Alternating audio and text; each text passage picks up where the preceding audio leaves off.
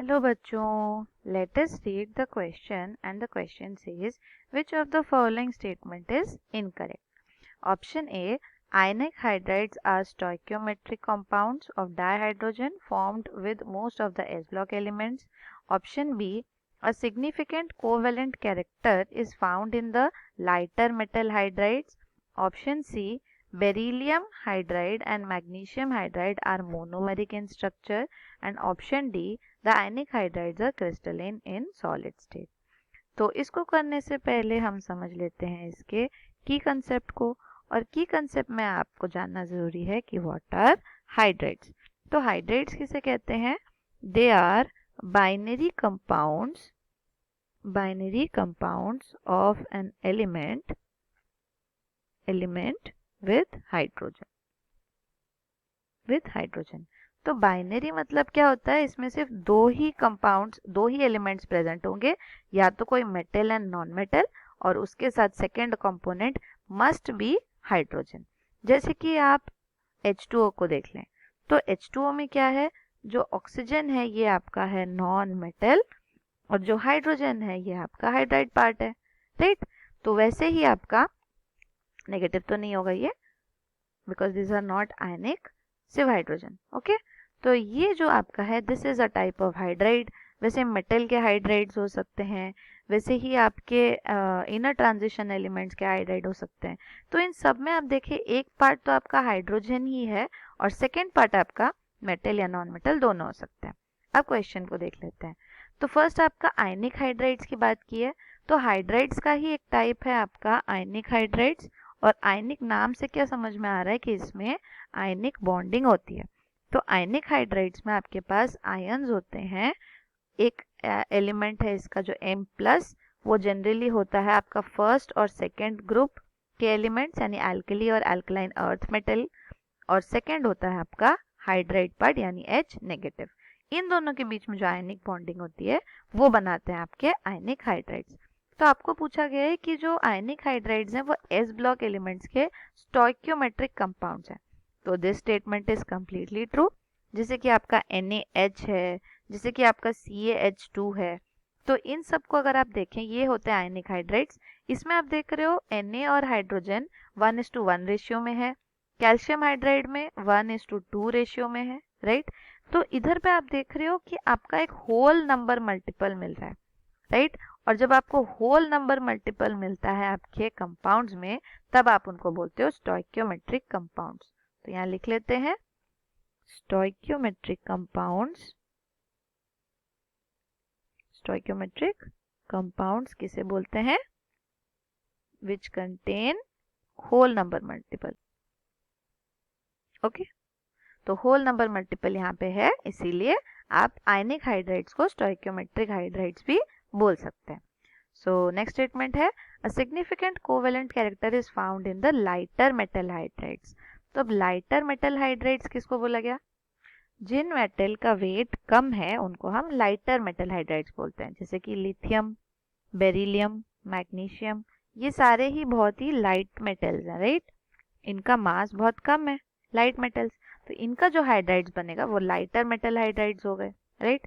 यानी lithium hydride, beryllium hydride, magnesium hydride, ये हैं आपके lighter metal hydrides.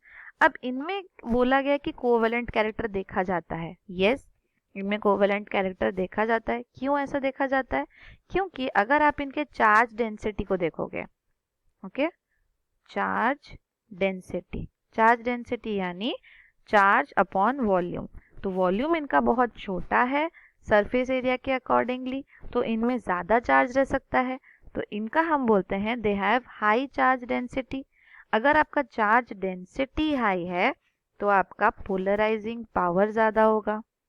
Polarising power यानी अगर आप इनके पास एक एनायन को रखें तो ये उनको हाईली चार्ज कर सकते हैं, हाईली पोलराइज कर सकते हैं. कौन? आपके लिथियम प्लस, बेरिलियम 2+, मैग्नीशियम 2+, ये एटम्स. ओके, तो अगर इनका पोलराइजिंग पावर इंक्रीज करता है तो इनका कोवेलेंट कैरेक्टर भी इंक्रीज करता है. तो ये एनालॉजी आपको पता होनी चाहिए कि अगर इनका चार्ज डेंसिटी ज़्यादा है लाइटर मेटल्स का, तो इसीलिए उनका पोलराइजिंग पावर ज़्यादा है, और पोलराइजिंग पावर ज़्यादा होने के कारण इनका कोवेलेंट कैरेक्टर भी देखा जाता है, इसीलिए they show covalent character and this statement is true. Last है आपका, उसके बाद है आपका beryllium hydride and magnesium hydride are monomeric in structure.